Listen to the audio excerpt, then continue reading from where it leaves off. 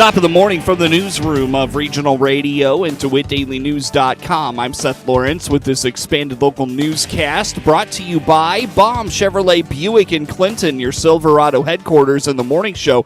Streams to Facebook and YouTube. It's brought to you by Peterson Insurance, your Pekin Insurance agent in Clinton. Let's start the day looking at rainfall totals as we got a good amount of rain yesterday that rolled through in the morning hours and into the daytime hours. About 2/3 of an inch of rain in the Bloomington Normal area of McLean County, just over 6/10 of an inch of rain in Leroy in McLean County, 7/10 of an inch of rain just north of Bellflower along 54 in southeast McLean County yesterday. We shift west to Logan County, about 7/10 of an inch of rain in Lincoln, and the same in Elkhart in southwest Logan County, southeast Logan County, just north of Mount Pulaski, 2/3 of an inch of rain, and a few miles north of that marker, about 6/10 of an inch of rainfall reported in Logan County yesterday. We shift to the east, Champaign-Urbana reporting around 6/10 of an inch of rainfall in Champaign County, just over a half inch of rain in St. Joseph yesterday, just over a half inch of rain in the Sidney area of Champaign County, and north of Mahomet and in Mahomet, between 8/10 and 9/10 of an inch of rainfall in the western portion of Champaign County from yesterday. The farther south you go, not as much rain. Edinburgh area of Christian County, about 6/10 of an inch of rain between Assumption and Pana on 51. About 4/10 of an inch of rainfall in Christian County. About 4/10 of an inch of rain in Shelbyville in Shelby County yesterday. About 4/10 of an inch of rain north of Lovington, south of Hammond in northern Moultrie County. About 4/10 of an inch of rain in the Arthur area where Douglas and Moultrie counties meet in central Illinois. Looking a little farther north, about 1/4 of an inch of rain in the Peoria area. Morton reporting about a half an inch of rainfall. Metamora, 1/4 of an inch of rain in western Woodford County. In the El Paso area of Woodford County, about a fifth of an inch of rainfall reported there. Farther north you go, not as much impactful rain. There is a report of about an inch of rain in northern Vermilion County in the Danville area. They're reporting between 2/3 and 3/4 of an inch of rainfall. Again, that's in Vermilion County in central Illinois. Rainfall totals, as always, courtesy of CocoRoz.org. That's the Community Collaborative Rain, Hail, and Snow Network, CocoRoz.org. We're able to check out those rainfall totals. You can do that over a range of dates, or you can do like we did this morning and just check out rainfall from the previous day. It's all at CocoRoz.org. All right, let's get to the news on this Wednesday. Severe storms are in the forecast once again for this weekend on the WHOW Morning Show Tuesday. Ed Shimon at the National Weather Service in Lincoln told Regional Radio storms are going to dominate the lower Midwest into the weekend when storms become likely in Illinois. Yeah, there's going to be 2 waves of low pressure to the west and closer to the low, as you mentioned, higher threat of severe weather where you have more rotation available for those storms. So especially on Friday, and then our potential for more significant severe weather is going to come on Sunday, late afternoon into the evening, where we finally get the cold front moving through our area. So that's going to be our day where the widespread severe weather looks like it's going to be more impactful in the DeWitt County, central Illinois hub.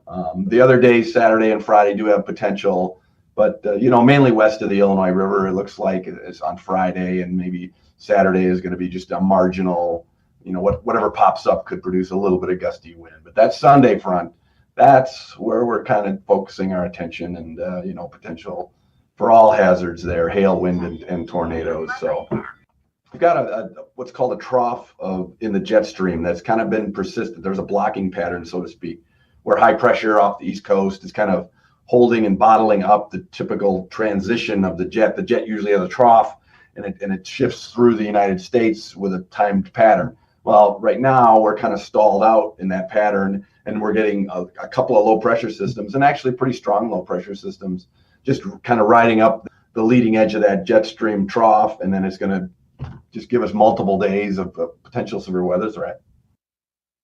As severe weather rolls in, Shimon reminds to be aware of the terminology when notices and warnings are issued. Right. Yeah. There's outlooks like we're seeing, from the Storm Prediction Center that just kind of highlight. Outlooks are just heads up. Make sure you're weather aware on these days. Severe thunderstorm watch or tornado watch is the first step of intensification or preparation.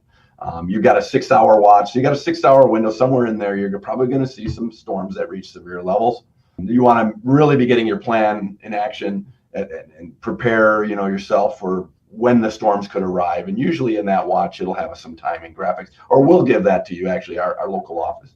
And then that severe thunderstorm warning, tornado warning, flash flood warning. The word warning means take action. Either go to your safe place. If you get a tornado warning, you're really in harm's way pretty quickly. You want to just take action, go to your safe spot, just link the word warning with I need to be somewhere safe. And that's going to get you, anywhere you need to be and out of harm's way is where we want you. This week is trending to end up a little cooler. Shimon notes, though, April is still a degree above normal for its average temperature. Yeah, we've just been getting pretty persistent waves of cooler air. I mean, we had 3 days in the 80s, 14, 15, 16s, but then since then we've, been peaking some mornings in the low 50s. So we're pulling down on some of the warmer temps we had earlier, but we're about 1 degree above normal for the month. So we're roughly, normal for this time of year on average. But some of those warm days felt pretty good earlier on. I was hoping to keep some spring going, but we're getting back into that early spring feel with frosty mornings and whatnot. So it's unfortunate. We're going to be cool for a little bit, and then we're going to get some severe weather potentially this weekend. So yeah, we really enjoyed a big push of warm air there, mid 80s. I think we set a record in Peoria on the 14th with the high temp up there at 85. Some record warmth because we're normally in the lower 60s, I believe, at this time of year. Let me pull up April, but yeah. So this time of year, it was almost 25 degrees above normal. Yeah, low 60s is where we're usually at right now, and we're pegging 20 degrees above that. That's where records are. So we had some record warmth almost 3 days in a row, and that really helped things bud out. Everything was really growing quickly, and then we throw frost on it and get a freeze warning last Saturday night. Looking to May, temperatures and precipitation are looking to be above normal. We'll hear more from Shimon on that in the days ahead on Regional Radio. DeWitt County Sheriff Mike Walker and his department are turning to digital communication, and it will limit how much the public can consume on the scanner. Sheriff Walker explains going digital allows them to establish a secure channel to communicate. He explains it's a safety measure for responding officers to the scene. We've talked about this before. I know some people in the community have questioned why we want to go to digital and have a secure channel.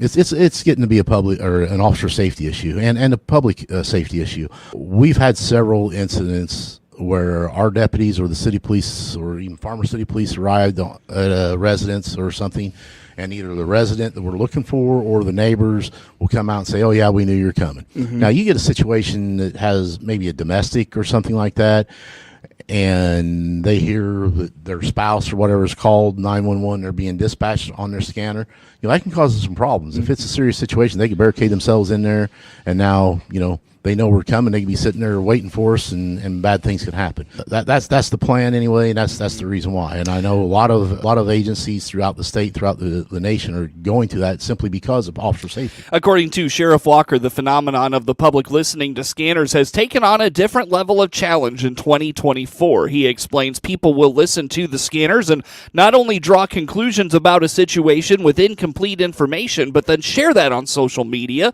creating a bigger issue. If you ever see us having a major incident or a serious incident, it's sometimes not even so serious, people hear it on the scanner, what's the first thing they do? They get in their car and want to come see. They put it on Facebook, yes. We've had several incidences where when people hear things are going on, the traffic flow increases in those areas terribly. And we're trying to handle a situation here that could be life and death for us or the person that we're dealing with. Right. And we got 85% more traffic coming through that now we got to deal with traffic issue. Is there a freedom for people to know what's going on? I think absolutely there is, but there's a time for that.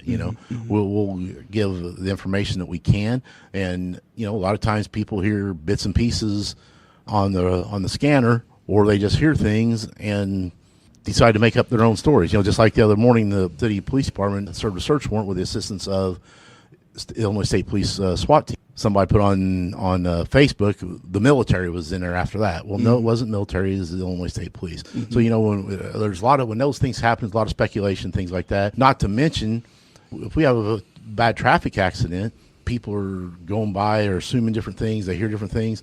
A lot of people. There's been people who have found out about their loved ones being hurt or injured, and sometimes even deceased, because of what people are putting on Facebook. Sheriff Walker says the social media component of speculation during incidents is particularly detrimental to law enforcement and its efforts. He indicates what is happening on the police communication lines is often only part of what is being shared among first responders. I think we live in a time of armchair quarterbacks, even more so now than we did in the past, simply because people have access to the scanners, they have access to Facebook, and one person put a picture or something out, then everybody's questioning why we did what we did.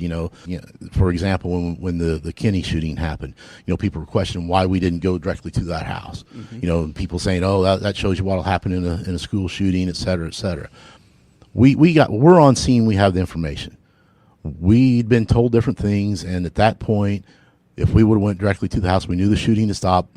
We were told this individual was somewhere, which could have posed a threat to us. If 2 or 3 of us start going down there and we get taken out, now we got a whole nother situation. In a school shooting, if they call us and say there's an active shooter in the school, we know that shooting is still occurring, we're going. In Kenny, if they would have said when we got there that the shooter was still actively shooting, we would have went. We have more information than the general public does. Whether what's being told on the scanner isn't everything. I had people giving me information through text, through phone calls, because we couldn't. The radio system was so jammed up with radio traffic, we can't get all the information that we need. The sheriff is currently in the midst of an upgrade of its communications equipment. Sheriff Walker says they have a few hurdles to clear, but believes it will be an overall positive for communications among DeWitt County first responders. Next Tuesday, Illinois 4-H members are invited to a statewide webinar that will promote the benefits of the Illinois Soybean Association. Terry Miller-Casey is the Extension Director for the U of I Extension in Logan, Menard, and Sangamon counties. She explains this is geared towards older youth, but it will provide a look into the role with the Illinois Soybean Association and others like it. Well, along with the 4-H beat, we're going to go with 4-H, it's Soy Amazing. Yes, we're really pithy with our funny little name, Soy Amazing, and that's going to be on Tuesday, April 30th from 6 p.m. to 7 p.m., and this actually has a virtual option, so people from anywhere in the whole state, a 4-H'er, anywhere in the state can participate in this as well. Again, that's Tuesday, April 30th from 6 to 7, and it's for 4-H members, usually are a little bit older youth, because this is really going to concentrate on exploring pathways and career opportunities with the Illinois Soybean Association. And Jaden Miller, who's their marketing development coordinator for the Illinois Soybean Association, is a former 4-H'er, and she's going to co-host the Soy Amazing webinar and talk about her experiences and share her story as well. So it's a great opportunity for youth who may want to look to an agricultural career to learn more about what is available through soybean and the Soybean Association. Miller-Casey indicates a lot of young people may not be aware of the important role a group like the Illinois Soybean Association has on agriculture, and further, the professional opportunities they offer. Yeah, I think that there's a lot of youth who don't understand about the different associations. We know we have soybean, we have corn growers, many different associations involved in different commodities, all very great partners, all have lots to offer, and we know that we're having more retirements. We need more young people involved in agriculture as a career. So I think these types of activities really help spotlight maybe some areas that youth hadn't thought about in agriculture. I think a lot of times people think, well, if I don't own land and I'm not a farmer, I can't be involved in agriculture, and that is 100% not true. There are many, many opportunities and careers in agriculture. The webinar is from 6 to 7 p.m. next Tuesday, April 30th. Register through your local University of Illinois Extension office. News time is 22 minutes after 7 o'clock on this Wednesday. Plenty more to get to coming your way on the morning show. Spring is in the air, so it's time to choose your new Silverado. This is Scott Baum from Baum Chevrolet Buick here in Clinton. We have a good selection of new Silverados with springtime savings and special finance rates. Choose from regular cabs, double cabs, or crew cabs in gas or diesel. We are also allowing extra money for your trade on all new Silverados this month. See our springtime Silverado inventory at BaumChevyBuick.com right from the start. News time, 23 minutes after 7 o'clock on this Wednesday. Again, I'm Seth Lawrence with you folks today for this expanded local newscast. A frost concern for Illinois specialty growers came this past weekend. Jenna Speichel is with Jonamak Orchard in Malta in DeKalb County and spoke with the RFD Radio Network on Monday. That is definitely top of mind concern for us fruit growers this time of year. We just got into bloom. We have early varieties that are now blooming. Some of the other varieties we have are still a little bit buttoned up, so they're not as fragile or delicate quite yet. But those freezing temperatures and frost warnings definitely had us concerned. And yesterday morning we had temps a little lower than we wanted to see, but we ran our frost fans and we believe everything is good there. And then this morning it wasn't too cold, so that was good. Our frost fans are very tall windmills, or they look like a windmill. It's really just a two-blade turbine that's in the middle of our orchard, and it spins really fast and oscillates so that it'll spin all the way around in a circle to blow to create a warm air inversion in our orchard. And basically what that does is as the warm air rises from the soil, the fan will create an inversion by pulling that warm air back around the canopy rather than going up into the atmosphere.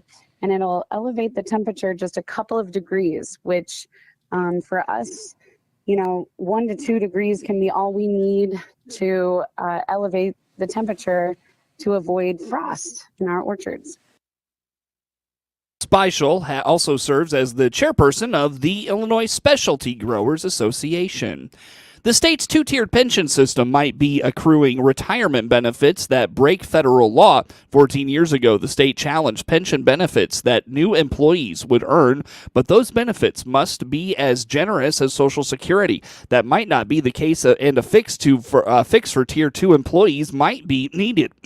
That won't come without additional state dollars being spent to make sure benefits fit federal safe harbor requirements. Governor J.B. Pritzker says he understands that current systems might need to be fixed.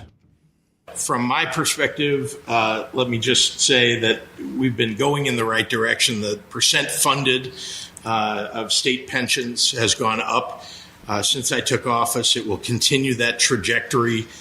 We need, obviously, to make some changes to Tier 2 to make sure that we're meeting the Social Security safe harbor. We don't yet really know what that's going to cost. So that, in a way, is a sweetener in the sense that it's going to cost taxpayers something. But we have to do it because the alternative would cost the taxpayers much, much more. There hasn't been an official cost connected to any possible fix for Tier 2 pensions. The Better Business Bureau says it received hundreds of complaints from consumers in Illinois and Missouri last year about automatic car washes. Some report damage that usually is not covered by the businesses, as they state not responsible for damage. In other cases, BBB investigator Don O'Brien says subscription packages have come under fire. We do hear from consumers who take advantage of those wash clubs. If you can have a membership to the car wash and go through X number of times per month. And we do hear from people who have trouble canceling those subscriptions. So make sure going into it, how long that membership's for, and how, if you need to, how to cancel it without having any problem. Other tips include researching any businesses and its owners carefully before paying any money. Visit the business website to see if it has a list of vehicle restrictions. Many car washes will only accept vehicles of a certain size and their automatic bays. Make sure to understand any subscription plans and pay by credit card in case you need to challenge the purchase. Time now for a look at today's obituaries. 69-year-old Michael J. Reedy Sr. of Springfield, formerly of Bloomington and Clinton, passed away Sunday, April 21st at HSHS St. John's Medical Center in Springfield.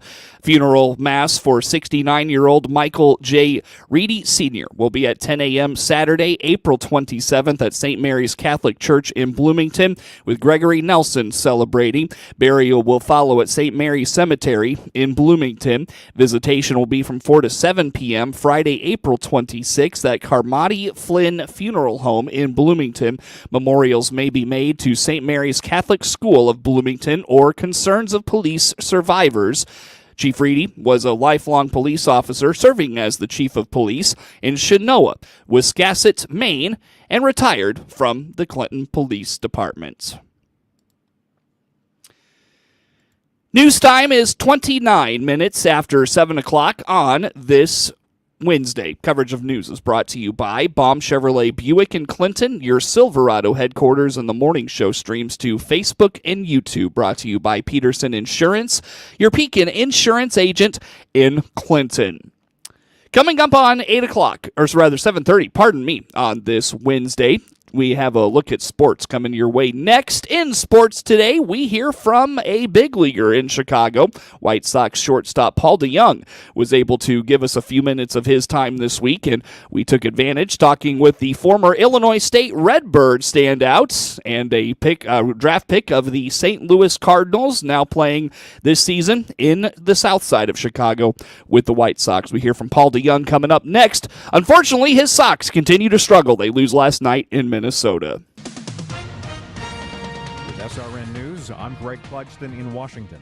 The issue of abortion is back before the Supreme Court. Later this morning, justices will hear arguments about Idaho's law that bans abortion at all stages of pregnancy with limited exceptions. The Senate last night approved a $95 billion foreign aid package and will be sending it to the White House for President Biden to sign today. The bill includes a big boost of U.S. assistance for Ukraine. The legislation also would force TikTok's Chinese owners to sell their stake within a year.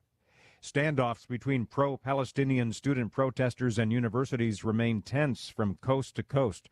Hundreds encamped at Columbia University in New York faced a deadline from the administration to clear out, but they haven't. Dozens remained barricaded inside two buildings on a Northern California college campus. This is SRN News. Time now for a look at sports. I'm Seth Lawrence with this report.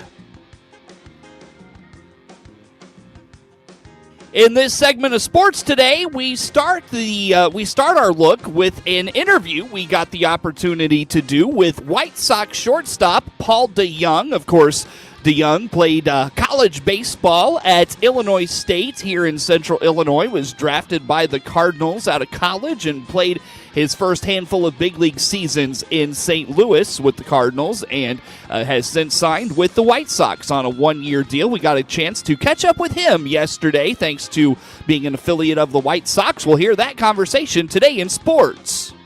My guest on the phone today is White Sox shortstop Paul DeYoung. First of all, Paul, thank you so much for making time with me today. To be honest with you, this is a real treat. I've been a real fan of yours since you were at ISU here in Clinton. We're just up the road from ISU a little bit, so got to check you out when you were there, and was really excited when the Cardinals drafted you, and got to see you in St. Louis a couple of times, so this is a real treat. But I want to start out with, what's it like to play in Chicago and be kind of close to home like this? What's that experience been like the first few months of the season?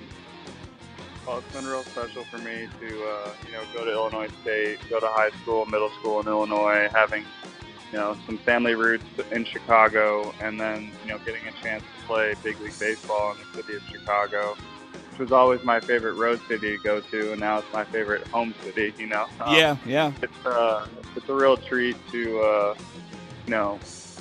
be a part of, a long-standing organization, and then also just to be able to continue my development in my career to try to, get to where I want to be as far as my experience and what I get out of it, and it's just been good so far. Yeah, you probably get this question all the time, but is there a comfort level in being close to home like this, and just having that family, that support system right there? I mean, is there a comfort level in that? Does it just make some of the business side of baseball a little easier to take when you've got, again, that support network that you've grown up around? Is it make it easier with all that close like that? Absolutely. I got my good high school friends and some college friends as well, and my family's not too far. We're not really in Illinois anymore, but a lot of them are in Wisconsin, which is close enough. A little closer for them to drive down to Chicago as opposed to going all the way down to St. Louis. And being in the AL Central or the NL Central was a lot of my previous experience. The travel is real comfortable. You feel like you're real accessible to every team in the country, and so the trips and the travel side of it really can be convenient for us. Sure. Well, Paul, give me a summary on your season so far. How do you feel things are going for you personally? How are things going from your perspective in Chicago thus far on the baseball field? Yeah, I mean, it's been a hectic 3 weeks or so. I mean, we haven't been playing so great as a team. I've had some ups and some downs personally myself.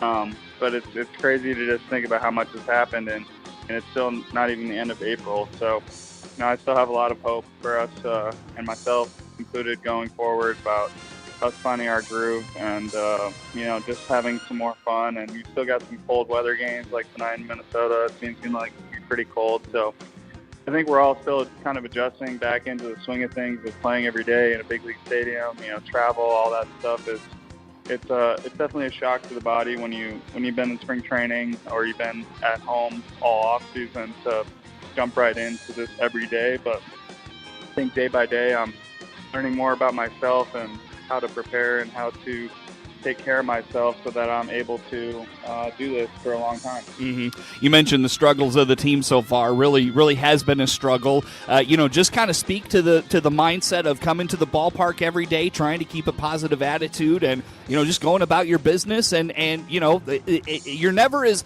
they say you're never as bad as you think you are, and you're never as good as you think you are. You're kind of somewhere in the middle. Unfortunately, you're kind of on the low end of that thing right now. But just kind of speak to the mindset of the team and how you all are approaching this day to day. First off, I think we have a great team chemistry. I think we're getting along real well. I think we have fun together, and I think we have because as people, interpersonal skills on the team, I think it is at a very good level for us to be able to have success. So now it's about us kind of breaking the cycle, breaking the mold a little bit of the negativity or the reinforcing thoughts of, oh, here we go again. After a tough start, it's easy to kind of fall into that trap. But really it's about being relentless and pushing through and, not giving up, fighting till the last breath, last strike. Those types of little fights, those little victories that we can find throughout the day are what propel us. And so, the positivity, the preparation, working hard all leads up to your performance. So for us to have a good performance, we got to prepare the right way and at an elite level because we're facing other elite players. So, I think it's up to each of us individually to look inside ourselves and dig a little bit more. Yeah. What have you been working on personally? And is it something where if it's in the cage, if it's just fundamentals? I'm not sure what that looks like for you, but what's something you've been working on where maybe it hasn't shown up in the results, or you feel like you're just close to a breakthrough and you're right there? Is there anything that comes to mind for you in that area? Yeah, for me, it's developing a plan so that, when I go up to the plate, I'm ready to execute my plan, which came with some research, which came with some preparation, some thought, and, coming down to what pitch do I want to hit off this guy? Where's this guy going to make his mistake? Where do I want to do damage? And then going up there and, anticipating those areas for myself to do damage until 2 strikes, and then, battle and do whatever I can. timing and zone, hunting my zone, I think are the most important things for me right now. So those are my main focuses when it comes to pregame work. Paul, it sounds like you get into the sabermetrics a little bit, the hot zones, the cold zones, those sorts of things. How much of that data do you consume, and how much of it do you let kind of dictate your approach and just, you don't want to, I'm sure you don't want to do too much of it because then it just becomes information overload, but, speak to the balance that you take with all the information that's available in today's baseball game. Yeah, I think the hot zones are important. They kind of give me a nice focus point of where I can look in the zone to do my damage. And then, when it comes to like all the percentages and stuff, I just like to see if there's anything that's glaringly obvious, whether the guy's 70% slider or his splitter is in the zone 10% of the time, or just little things like that will give you a little bit of an edge and give you a little bit clearer picture of what it'll be like to face this pitcher tonight, So I think as much as you can kind of develop a good plan that you can stick to without that uncertainty that lingers inside of your head sometimes, I think that's when you're at your best. You're able to, not swing at the pitches he wants you to swing at and be ready for your pitch. Paul, I'm a Mets fan myself. I got my Mets shirt on here today. When you were with the Cardinals, you would roll into Citi Field, and it was like clockwork. You would go deep at Citi Field. What was it about New York and Citi Field that you hit so well over there? I don't know. I think it was something that I started as a rookie. Back in 2017, I had just a ridiculous couple series against the Mets, and then it kind of became a self-fulfilling prophecy after that for a few years, and especially in 2019, had a nice series there. I think 3 home runs at Citi Field, all the tie or take the lead. You hit that flow state sometimes. I'm sure there's other teams and players that absolutely own these, so it's hard to imagine who those are, but I'm sure there are several. Yeah. No, that's I thought I'd throw that in there for you because I was preparing for this the other night, and I remembered, oh my gosh, when he was with the Cardinals, anytime you came to Citi Field, you were just on fire. It was unreal. But in all seriousness, Paul, let's wrap up with this, my friend. What are you looking forward to about the rest of the season? What has you energized to continue to come to the ballpark every day with this baseball team?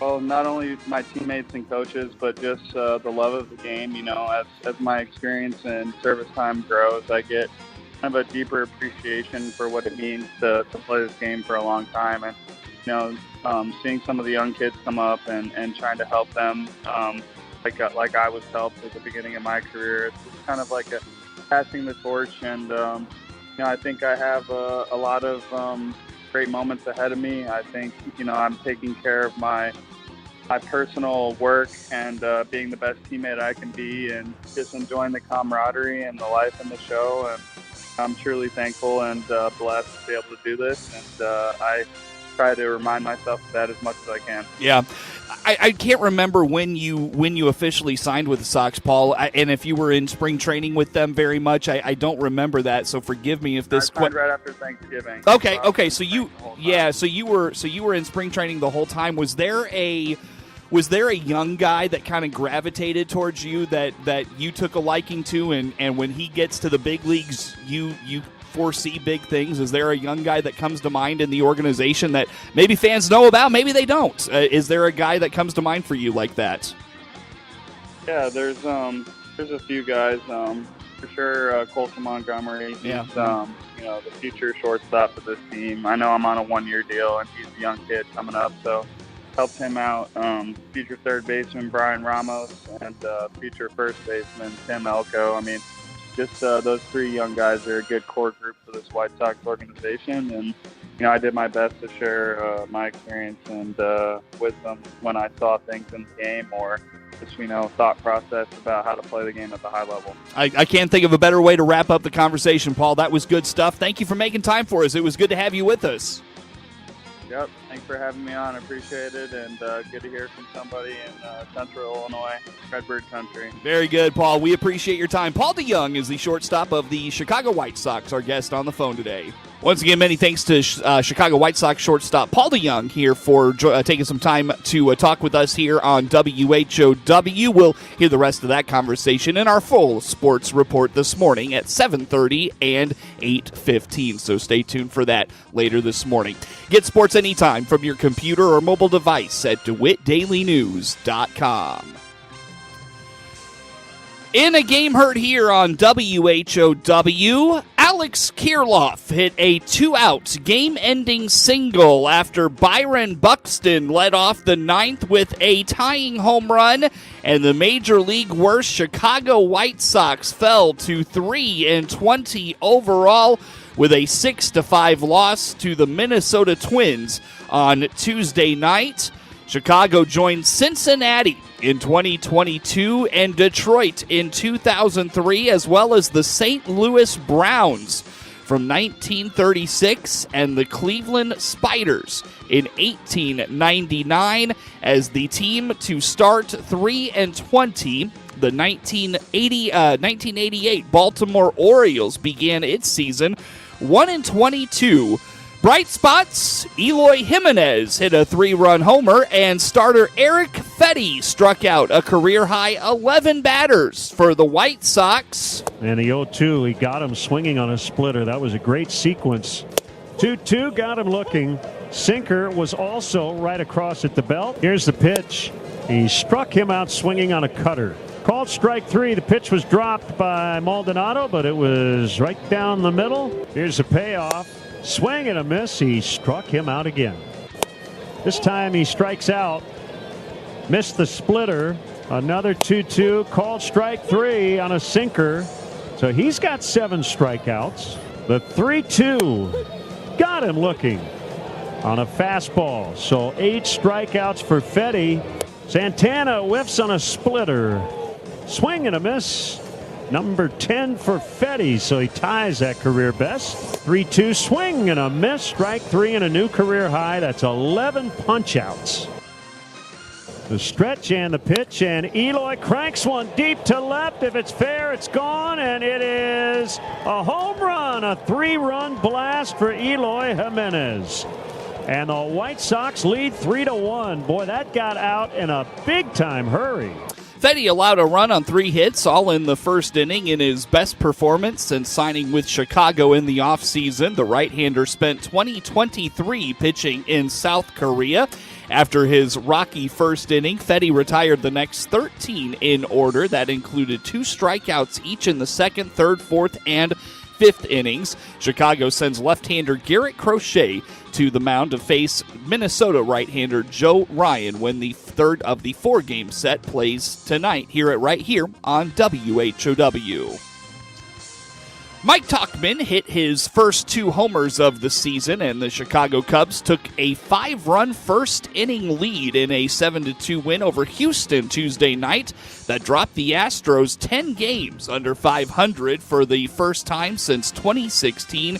Cody Bellinger hit a 2-run homer in the first off J.P. France, and Tauchman hit a 3-run drive and added a solo homer in the 8th against Seth Martinez, tying his career high of 4 RBIs. Jordan Wicks allowed 2 runs and 5 hits in a season-high 6 innings with no walks and 4 strikeouts. Chicago has won 7 of 10. They placed right-hander Kyle Hendricks and left-hander Drew Smiley on the 15-day injured list and designated infielder Garrett Cooper for assignment. Chicago recalled right-hander Hayden Wisniewski, left-hander Luke Little, and infielder Matt Mervis from AAA. Houston's Spencer Arrighetti faces fellow right-hander Jameson Taillon tonight. Taillon's second start this season after recovering from a strained back. Pavin Smith hit a grand slam and drove in a career-high 6 runs to help the Diamondbacks to a 14-1 win over the St. Louis Cardinals on Tuesday night. Christian Walker and Kevin Newman homered for Arizona, which leads the majors with 148 runs. Tommy Henry went 6 effective innings in his first win in 5 starts this season. The 26-year-old left-hander gave up a run on 5 hits, striking out 6 and walking 1. Wilson Contreras homered for St. Louis, which has lost 5 of 6. Contreras left the game in the 5th inning with a sore hand. He is listed as day-to-day. Arizona left-hander Jordan Montgomery faces his former team and Kyle Gibson in the finale of the 3-game series today. Get sports anytime from your computer or mobile device at DeWittDailyNews.com.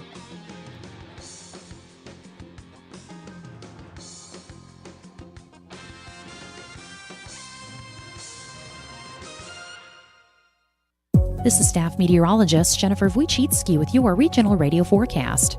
Sunshine mixed with clouds at times today, with daytime highs approaching 58. Winds out of the northeast, 8 to 15 miles per hour. Lows level off around 35. Tonight, clear skies. Daytime highs approaching 63. Tomorrow, sunshine mixed with clouds at times. Hear weather twice an hour or online anytime at DeWittDailyNews.com. Right now, 43. From the Country Financial Studio, I'm Rita Frazier. This is the RFD Livestock Report. This is Earth Week, and we spent Earth Day this year talking with Jill Brokaw, Illinois pig farmer. She's now the Sustainability Coordinator with the National Pork Board. We talked about the progress, the sustainability, the practices of pork producers, and the ongoing programs available to pig farmers.